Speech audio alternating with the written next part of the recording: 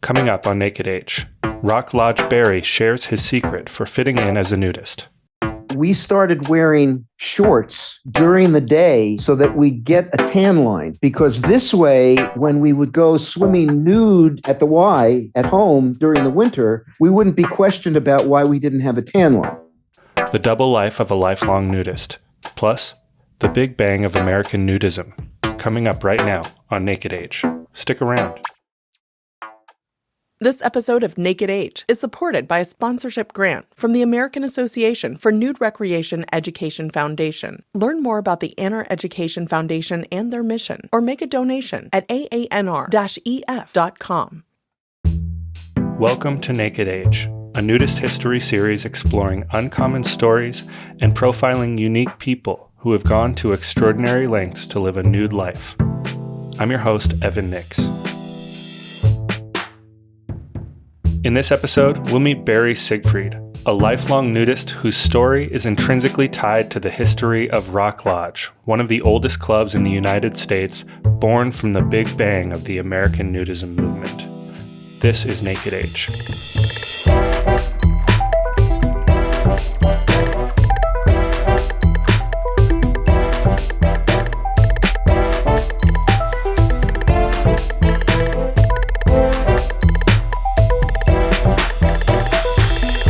You're listening to Naked Age.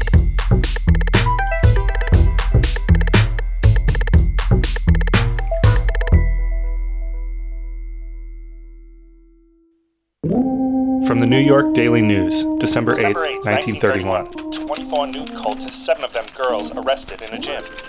17 men and 7 women exponents of the nudist cult were arrested last night shortly before midnight when detectives raided the Heart of New York gymnasium. Detectives, acting upon the complaint of a woman who said her husband was a member of the cult, went to a nearby roof where they could peer into the gymnasium, a third-floor loft hardly a stone's throw from Times Square. After watching the men and women at their undraped exercises, they decided they had grounds for arrests. They broke the glass panel at the entrance and went in. Both men and women protested the invasion of the police, asserting their right to exercise as they saw fit. New York Times Union, same date. The nudists ran for dressing rooms, some of the women screaming hysterically. All were calm, however, after they dressed and appeared in night court. While the defendants were dressing, detectives found literature of the organization in the gymnasium, which included membership rolls with many more names and addresses. The Brooklyn Citizen. When detectives made the raid, they found the 24 physical culturists engaged in what might be termed gymnastic exercise. It is believed that the gymnasium may be a metropolitan branch of one of the nudist colonies that have flourished in New Jersey and on Long Island in recent summers. Daily News, December 13th, 1931. Nudists face dressing down for practices. 24 nudists, all dressed up in conventional clothing, will gather around Magistrate William Clapp Monday to reveal the inner workings of their club and to learn whether or not a nudist cult may educate the public.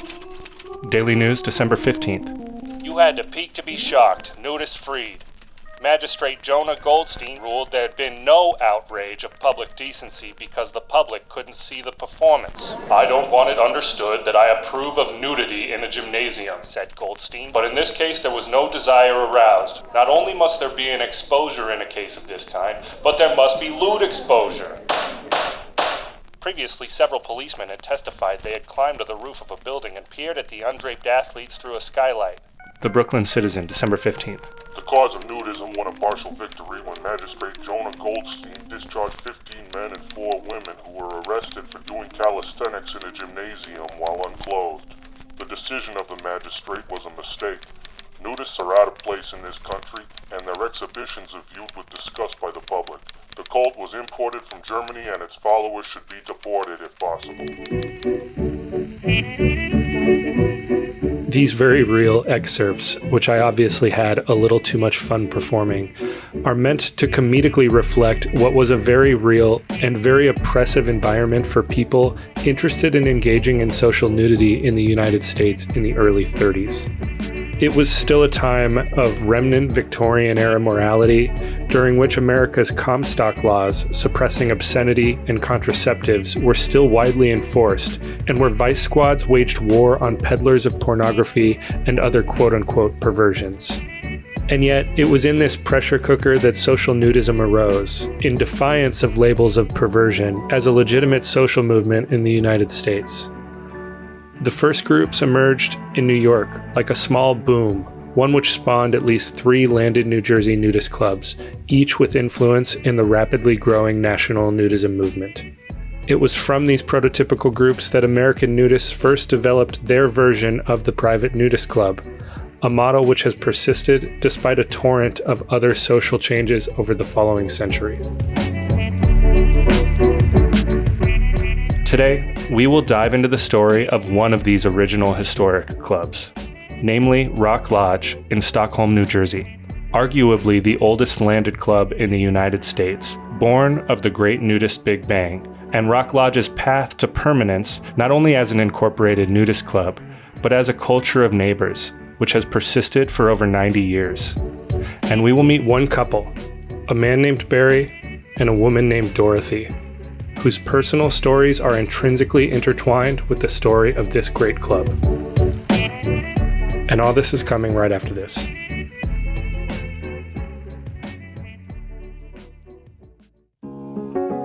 If you're someone who's ever wondered about the cultural aspects of nudity and art in the world, look no further than Planet Nude.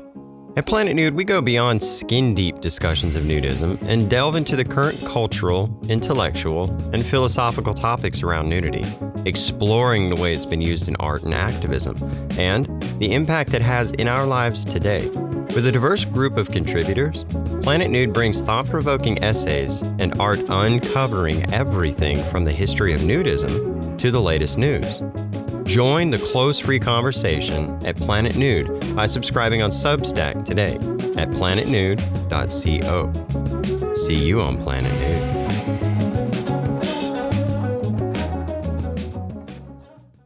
The group of nudists who were arrested in that police raid on December 7, 1931, was known as the American League for Physical Culture.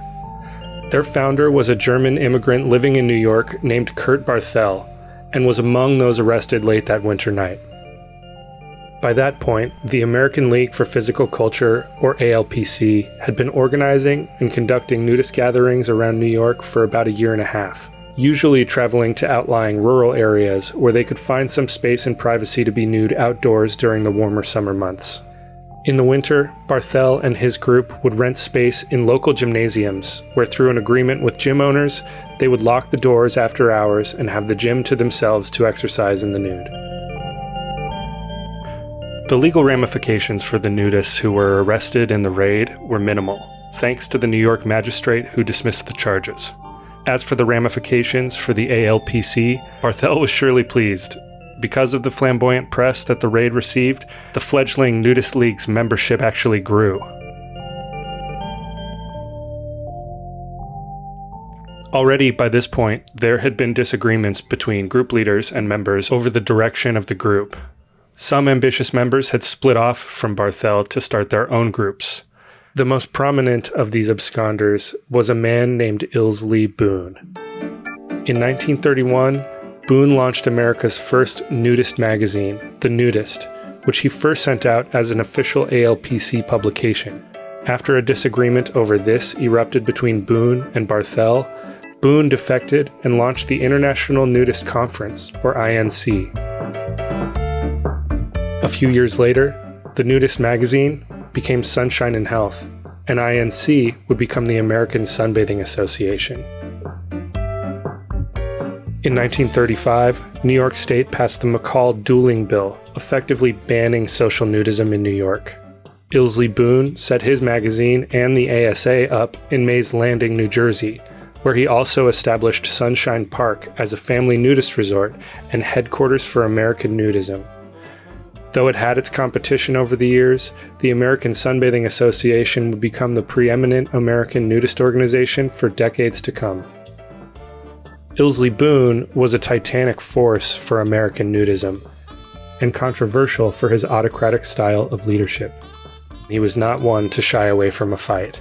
When his magazine, Sunshine and Health, was censored by the United States Postal Service, he spent years in appeals before eventually taking his case to the U.S. Supreme Court and winning in 1960. Due in part to his charisma and magnetic presence, he is often credited as the father of American nudism.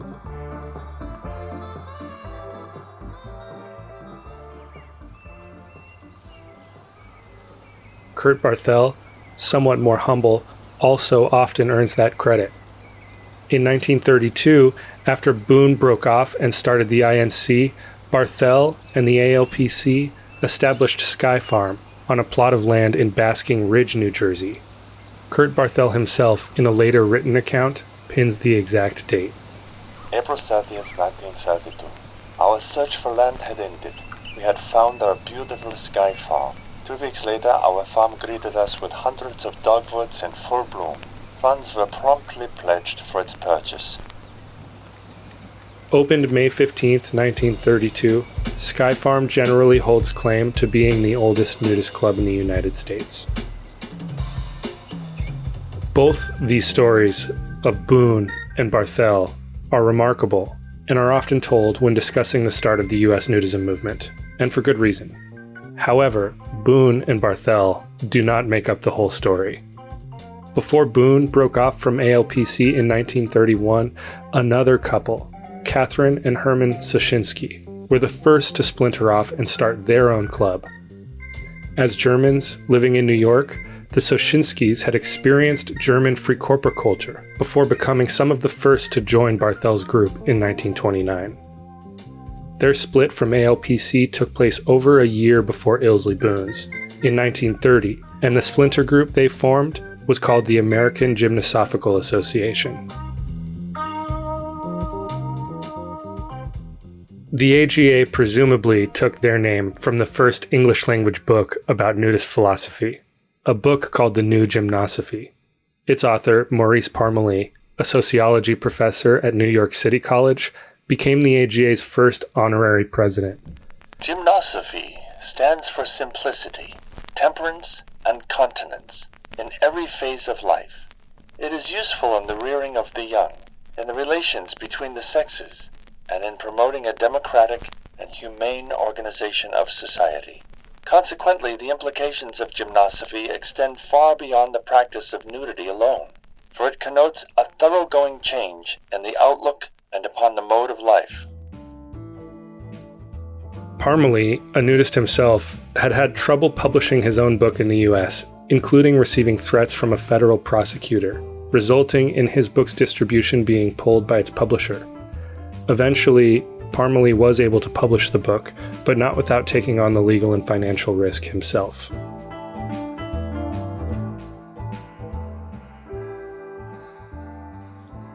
Like their predecessors, the American Gymnosophical Association would also gather in rented gymnasiums around New York City, and in warmer months would flock to more rural areas in New Jersey.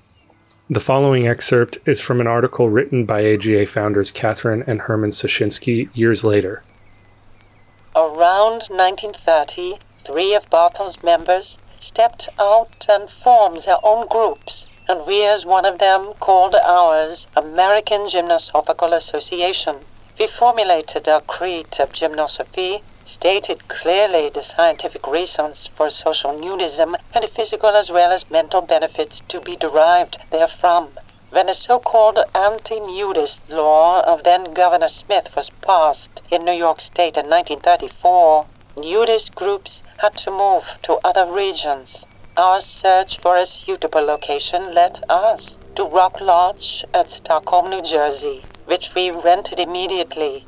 This 200-acre private estate, with its old stone mansion, several other large buildings, well-laid-out tennis court, and above all, a wonderfully large lake, favored a quick growth of our membership to 300, more in a few years, and enabled us to be selected as the meeting place for national conventions of all nudist groups in this country in 1936 and 1938 and 1941.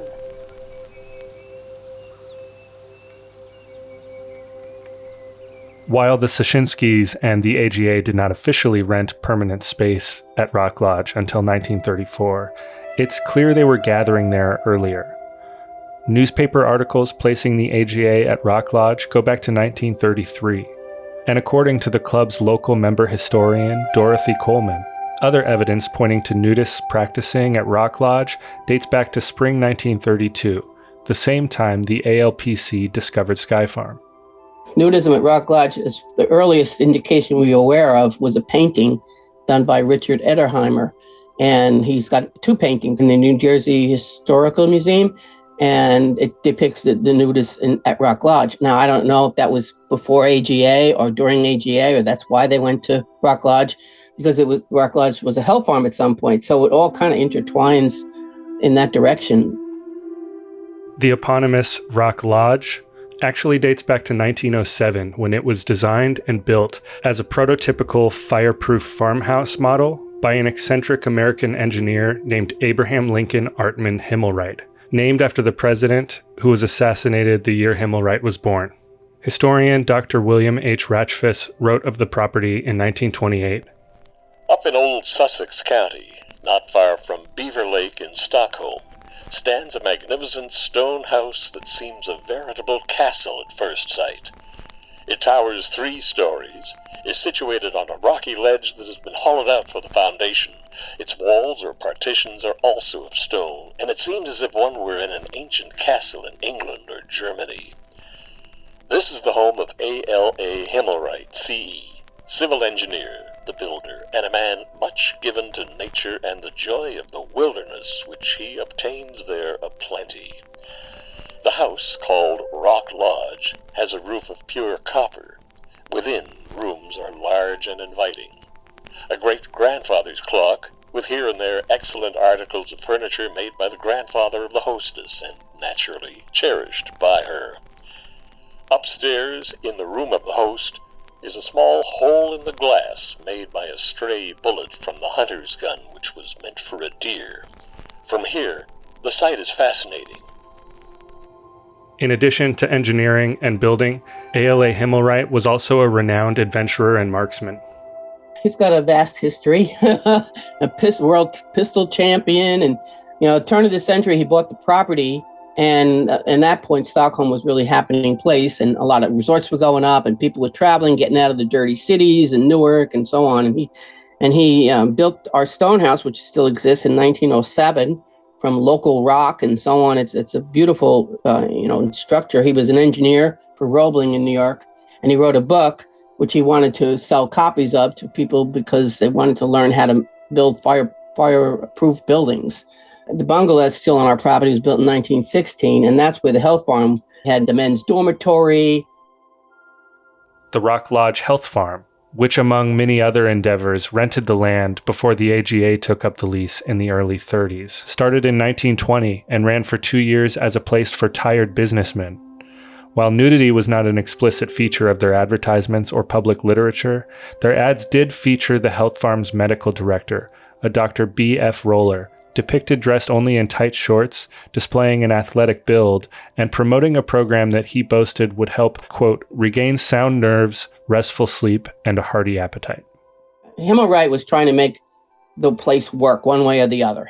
Kids camp, country club, and one of them was that health farm, Dr. B.F. Rowley. Apparently that didn't work, and then he went on to something else. So he kept trying to make Rock Lodge successful. Himmelwright finally found some success when he rented the property to the American Gymnosophical Association, who would reside on the land for the remainder of his life. He died in 1936, so everything was auctioned off after then. He was friends with Francis DePaulo before that happened. Francis DePaulo was the administrator of his estate. They were friends. He took it over. He was able to buy it. I guess they went into default, and he bought it. The club's new owner, Francis DePaulo, continued running a nudist club out of Rock Lodge. In 1938, he was also inventoried and appraised the property with Sosinski, so they all worked together when he passed away. So Sosinski was part of that also. He just didn't buy it. I guess that he was going to lease it. In 1942, the Sosinskis, who had also been managing a winter nudist club in Florida, left Rock Lodge. They'd later rent another location 9 miles south of Rock Lodge in Paradise Valley and reestablish the AGA there. The group of nudists who were left at Rock Lodge incorporated Rock Lodge Club, and in 1946, they signed a 10-year lease with DePaulo, finally providing some sense of permanence to the longtime members there. And they struggled, putting money together with their pennies in their pocket to try to figure it out. And that's when the small cabins or platforms started to form, because they now had, some kind of investment in it, where before it was owned by the one person and you never knew what was going to happen. It was not long after this, in 1949, that a new couple joined Rock Lodge Club, a young couple from Manhattan named Marge and Frank Siegfried, who had been visiting New Jersey clubs looking for a place to make their home away from home. 1 year later, they would have a child, a boy named Barry. At 72 years old, Barry Siegfried has been a member of Rock Lodge for his entire life, spending nearly every summer there. Over the years, Barry has served multiple different roles in the leadership of the club, and eventually retired there, just a few months after marrying Dorothy Coleman, the club's historian who you just heard speak. Today, Barry and Dorothy live together at Rock Lodge for half the year and travel south in the winter months to spend their time in a Florida nudist club. As a lifelong nudist belonging to one of America's original nudist clubs, Barry's nudist experience was inevitably formed in some part by the club's culture, which was forged by the fires of conflict in the early days of American nudism. As a result, Barry has a unique outlook when it comes to nudity and to nudism as a social movement. And I was very lucky that Barry Siegfried agreed to share his story and views with me over Zoom recently from his home at Rock Lodge Club in Stockholm, New Jersey.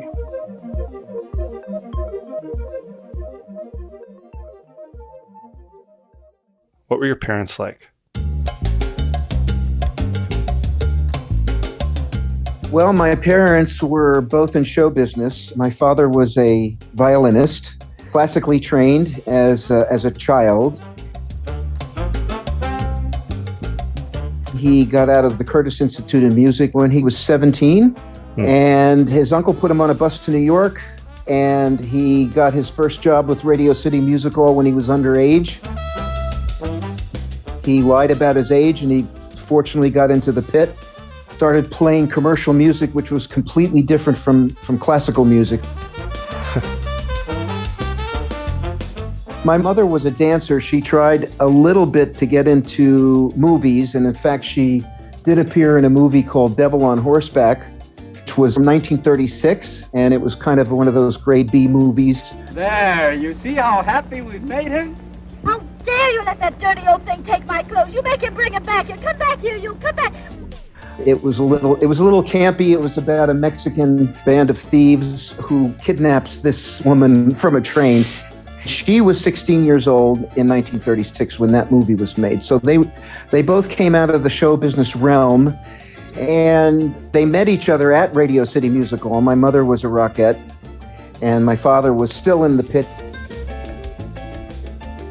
But in 1948 or 49, he got very interested in going to or exploring the nudist world at that point in time, which of course at that point in time was very hush-hush. So he started writing letters. And that's essentially how he got involved with it. He and my mother ended up going down to Sunshine Park, which was a nudist place at the very tip of New Jersey in Cape May.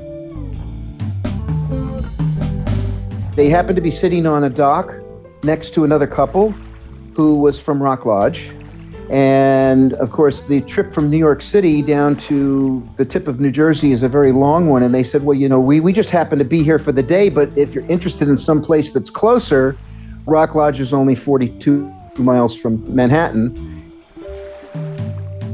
So he wrote a letter and he got invited. And by 1949, they found their way here and they had me in 1950. So they were here before I was born.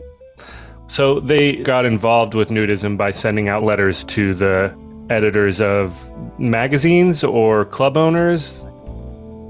It was mostly my dad. And my mother was the typist. So my dad would dictate and my mom would type. It was always signed by him, and he would always refer to himself as my wife and I. We would like to visit your facility or, whatever it was. And yeah, he wrote a lot of letters to people that he knew were somehow connected to the nudist world at that time, which mostly came out of Germany.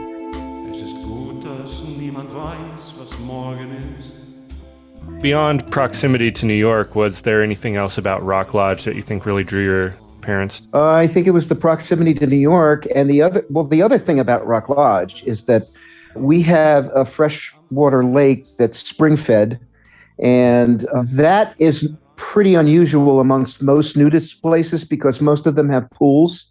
But Rock Lodge's lake is a lake that you can swim in. So in that sense, we are a little bit unique. Now, I don't know whether that actually played a part in them deciding that this is where they wanted to land and stay, but I think it was mostly the proximity to New York. Do you know who owned Rock Lodge at the time that they moved in? Rock Lodge was a 501c7 by the time my parents got here.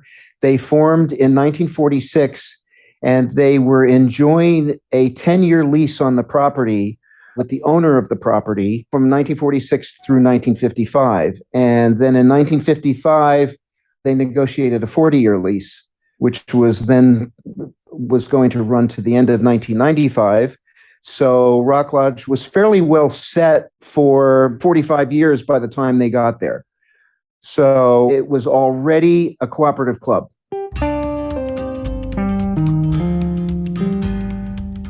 Clearly, your parents decided to put down some roots there. They bought a property or built a property, is that right?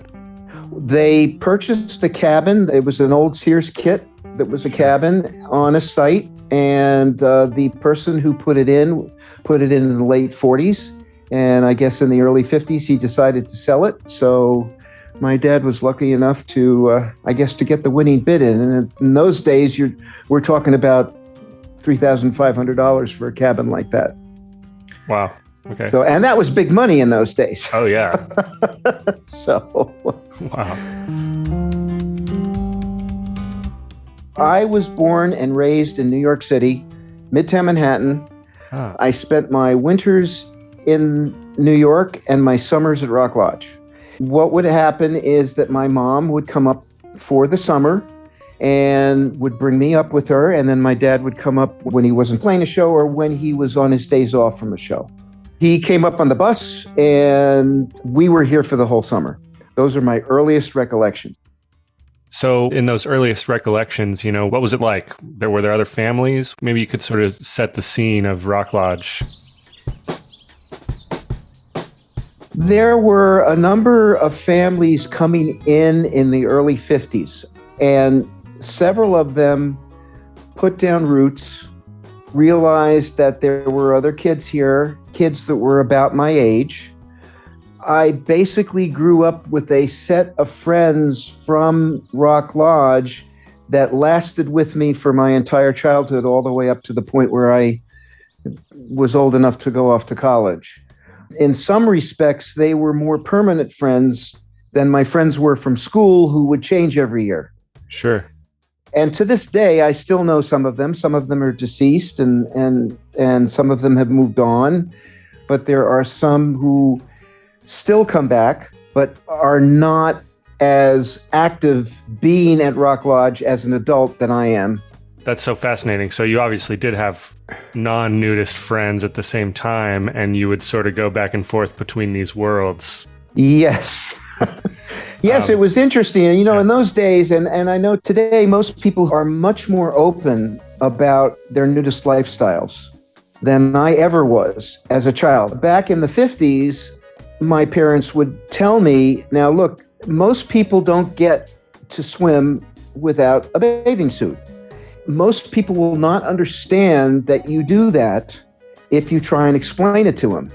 So it would be better if you would not really, talk about this, because it would result in questions that would be very difficult for you to answer. And I think as a young child, and I was an only child, I think as a young child, I understood that. And consequently, I kept this to myself all throughout my childhood until I was in junior high school. I think I started to get a little bit more adventurous with talking about this. I got into the 8th grade, and one of my friends from school, who had been my friend since elementary school, asked me, said, "What did you do this summer?" And I thought I'd be a wise guy. And I said, "I went to a nudist camp." And he said to me, get out of here. You did not do that. And I said, well, yeah, I did. And he said, no, you didn't. I don't believe you. And I said, well, you don't have to believe me. But I said, that's where I go and I spend my summers. He clearly did not believe that I did this. I realized that I could actually tell the truth and people wouldn't believe me anyway. Yeah. So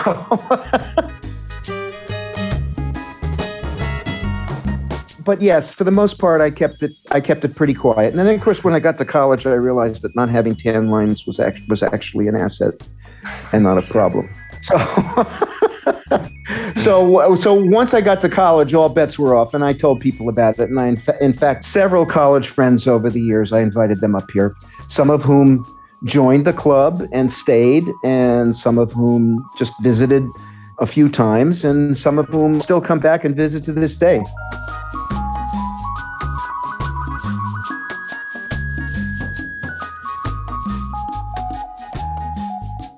When do you think you really realized you'd been given a unique experience? Was there ever like a light bulb moment where you realized you've had a different childhood than others? There probably was. And it was probably in my early teens, but I don't remember precisely when the moment came. Sure. I do know that as a group of us who were just entering puberty, some of us, particularly the males, we would go to YMCAs. And in those days in the Y, you swam in the nude because it was just, all boys. And so we swam in the nude, and we started wearing shorts during the day up here so that we'd get a tan line. Because this way, when we would go swimming nude at the Y at home during the winter, we wouldn't be questioned about why we didn't have a tan line. Sure.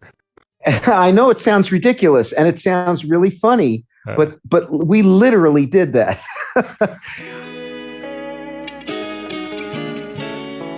I spent most of my childhood time with my mom, and she used to tell me, once people realize how wonderful it is not to have to wear a bathing suit to go swimming, they never want to put a bathing suit on again. It's one of the earliest memories that I have of her saying that to me and me realizing how lucky I was to be able to have this environment to go to in the summertime. And my father was adamant about me getting out of the city in the summertime. He said, you have to get out of the city. You have to see what it's like to be in the country where you have so much more freedom than you have in the city. And I think as an early teenager, I just realized early on that this is a very special place, and I'm very lucky to be able to be here. Wow. Was there ever a time that you drifted away from Rock Lodge or from nudism? I didn't really drift away until I was in my 40s. Okay. For an entirely different reason that had nothing to do with the nudism itself. And for a period of about 10 years, I was not very active here. I've obviously since come back. Yeah. And that period had nothing to do with the nudist aspect of things.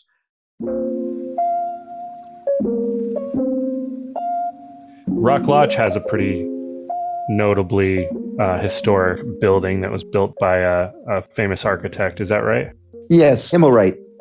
Yes. ALA Himmelwright. And he was also the United States pistol champion in, I don't remember the year, but he was an architect and he worked for Roebling and had something to do with the design of the Brooklyn Bridge, I think. He loved this area and he owned this property at one time and built what he called a stone farmhouse, a fireproof model farmhouse.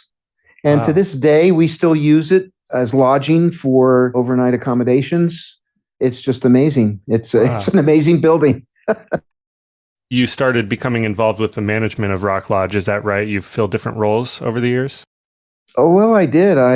I was a secretary. I was a club secretary for 4 years, from 1978 to 1982. And then I took 4 years off. Then I was president from 1986 to 1990. I then took about 20 years off from Rock Lodge management, as you say. And then in 2010, I I was asked to run for the board again. So I ran for the board and I became a trustee, no officer position that time. And then about 9 years later, I was asked to fill out as vice president an unexpired term. And then I was elected for one more term, and then I was elected as vice president. I stopped serving in 2020, but I'm very involved in the background with database management here, and I do a lot of programming work. So you've been involved with running a club over several decades then, on some level. Yes, 40 years. When I was first elected as secretary in 1978, I felt it was my duty to go back and read all the minutes from the time that the club started in 1946. And so I did. I went back and I read everything.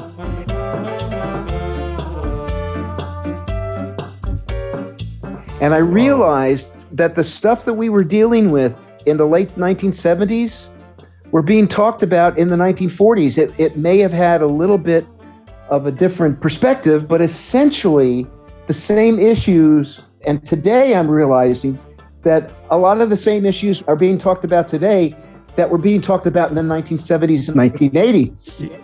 Yeah, sure. There are always things to complain about, and a club is always arguing about these things and talking about them.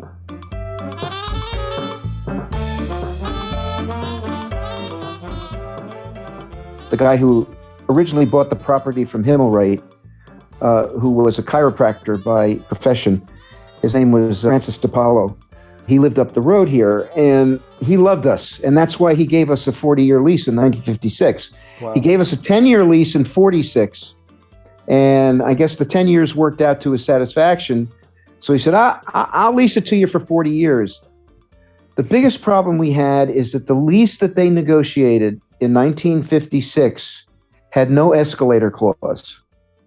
That's how much he liked us. They forgot, the owner forgot, and his lawyer forgot to put in an escalator clause. What is an escalator clause? Okay, so our rent on this property from 1946 to 1955 was $3,500 a year. Okay? Yeah. And in 1955, they negotiated the 40-year lease for $4,000 a year. And that $4,000 a year would never be subject to escalation. Wow. So in other words, they left out any kind of clause that, for cost of living or whatever increases, that was not in there. It was $4,000 a year for 40 years. Oh, wow. Yeah. Oh, wow. Is right.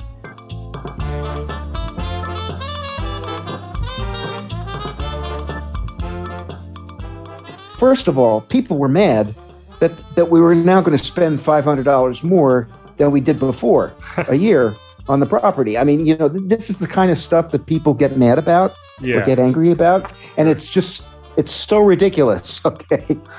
But what's even more ridiculous in our favor not his favor, was that he got no more money out of the property for all those years that we had it. Wow. And so consequently, he wanted to sell the property in 1971. He knew he didn't have much time left. And he offered it to us, believe it or not. It was 100 acres for $60,000 in 1971.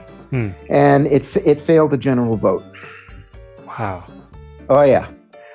Because your rent was so much cheaper? Exactly. So we actually did ourselves in because it was so cheap. In 1971, 1995 was still 25 years away. Yeah. It was like, that's way in the future. We don't have to buy the property now. Wow. Well, of course, what happened is we didn't buy the property, and this became the most talked about subject of discussion for the next literally 20 years.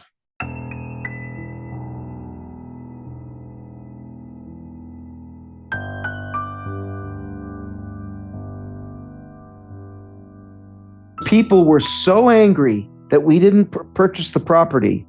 Many people left after that happened in 1971, and This was the subject of much discussion and many arguments over the years. The original owner, Francis DePaulo, passed away. The property did not pass to his son.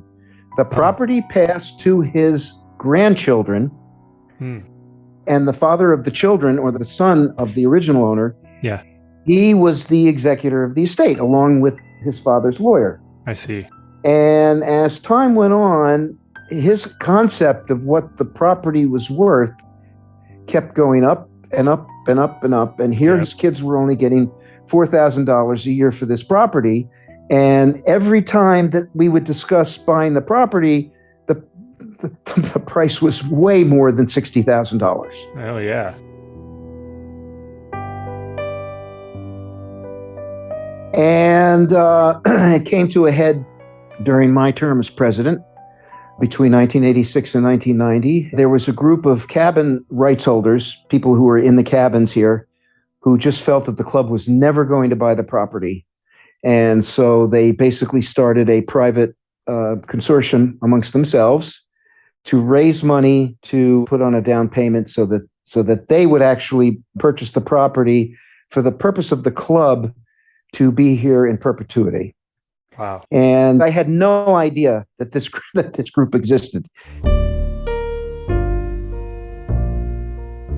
You can imagine by the end of my administration that I was very disheartened because I had been really, really trying very hard to acquire the property in the name of the club. Yeah. And now this other group existed, which the son of the original owner had knowledge about. Sure. And my negotiating position, and I had a committee that I was working with, our negotiating position was completely overrun. And so by the time I got out of office in 1990, I was ready to take the next 10 years off. And that's why I was off during the 90s. It was a very, very difficult time for me.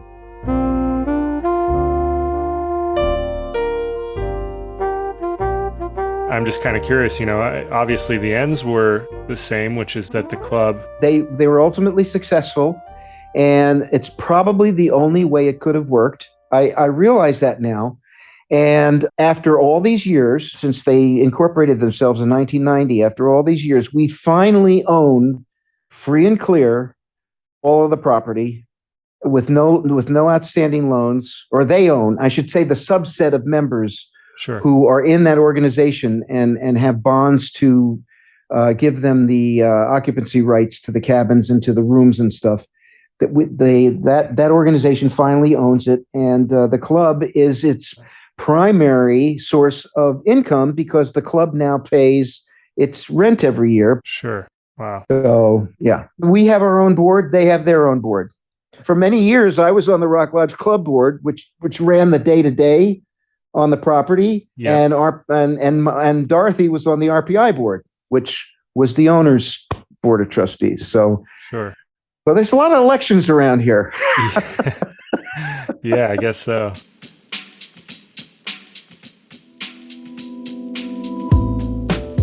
I'd like to bring Barry's spouse, Dorothy, back into the story here. I arrived at Rock Lodge in 1985. I was living in New York at the time, and a friend of mine said, "Hey, I want to take you up to this place." And I was divorced, and she said, "You'd be great for my cousin." So here we go, right? So she decided she's going to take me to Rock Lodge. I did not know about Rock Lodge. It wasn't until, I guess, about 2 miles before the gate that she told me, "Oh, by the way, it's a nudist club." And boy, did my my brain explode. Like, it's a what? So it didn't take me long. I mean, I did wind up staying there. I married actually that guy. I'm divorced from him, but I did do that and had 4 kids. So 2 with him. And so my life took a wholly different turn from that one visit to Rock Lodge. And I've been there ever since. And your kids were born there too? 2 of them were. And my younger one actually was running the young naturist group as well. Dorothy's daughter Felicity has become a vocal nudist advocate in her own right. As one of the founders of the New York-based Young Naturists of America, Felicity has appeared on podcasts and television as a public nudist, even once appearing in an episode of Project Runway All-Stars as a nudist model the designers had to design a dress for. They're naked. Wow, this is new. I can't look. Meet the men and women from the Young Naturists of America. Ladies and gentlemen, welcome to Project Runway All-Stars. I'm a big supporter of a healthy body image, so I really appreciate you guys being here. Like Barry, Felicity has been a member of Rock Lodge her whole life. And they still come, so it's, you know, Yeah. four generations.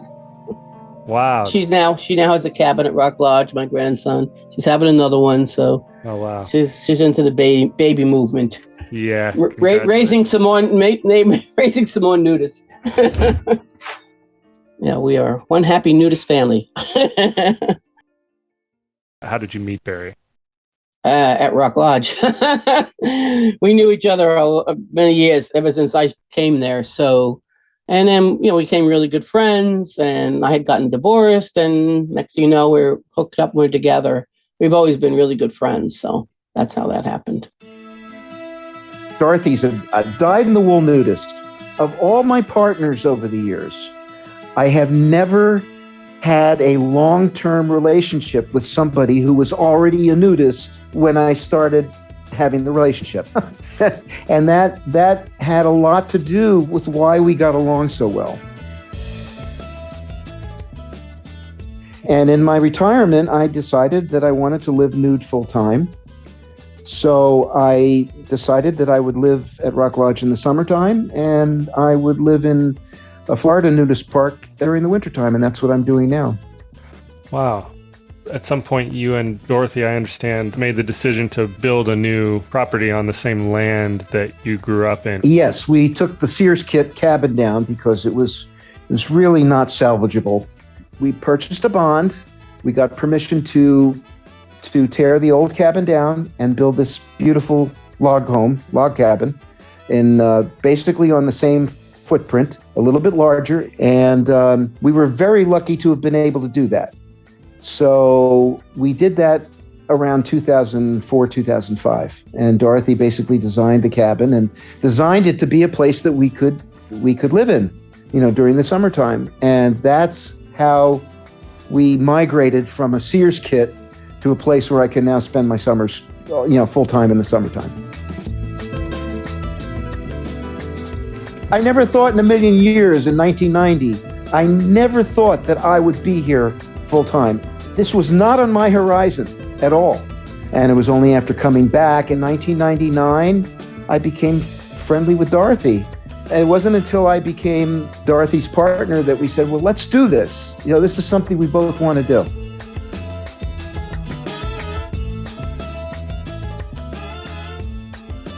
So you retired what year? 2012.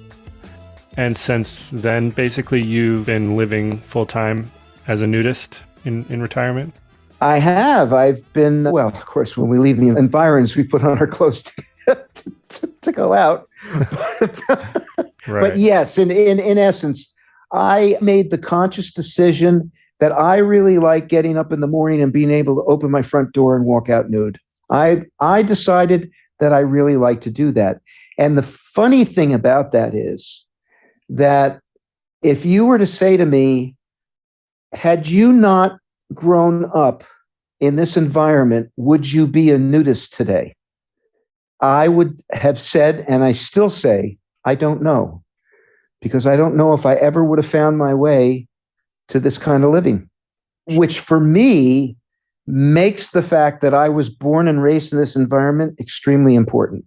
It fascinates me when people get into this lifestyle as adults. I am fascinated by what motivates them to do that, because I don't know that I would have done that had I not had my childhood nudist experience here. So do you think on some level its importance to you is almost due to the fact that it's been the way you've lived your whole life? 100%. Wow. 100%. To me, it's the only thing I've ever known. I don't know if I hadn't had that experience as a young person or as a child, I don't know if I would have just started doing this as an adult. I don't know whether I would have even ever found it. Wow.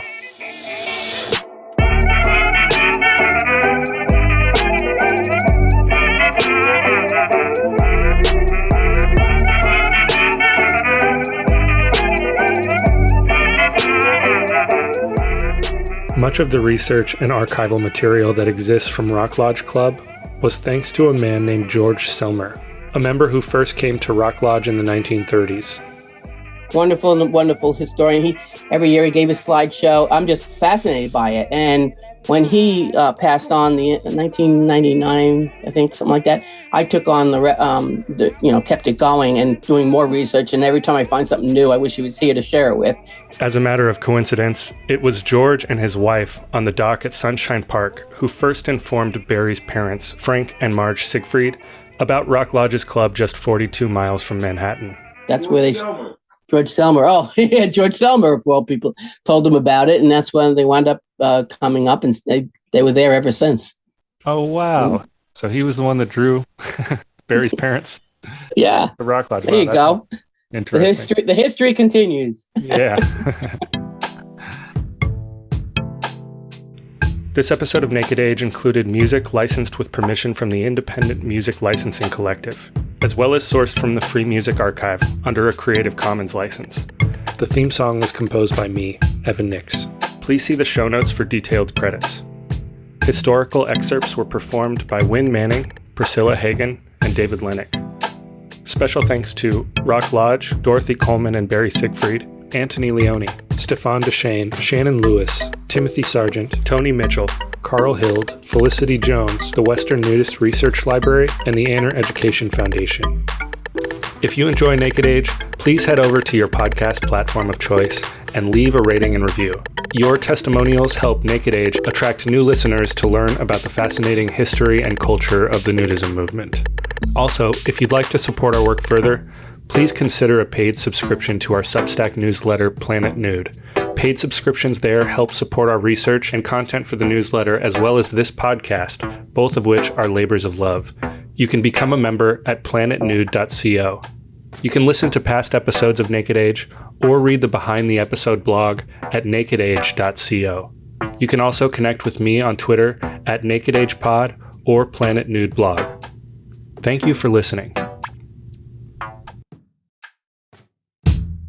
On the next episode of Naked Age, a founding member of Canada's National Naturist Federation shares what went into bringing Canada to the international nudist stage. Both sides decided to come together in 1989, I believe, and we started with consent of both organizations, the union that made it possible to be represented as one organization in the INF, in the International Federation. Diplomacy and Nudism on the next Naked Age. Coming soon.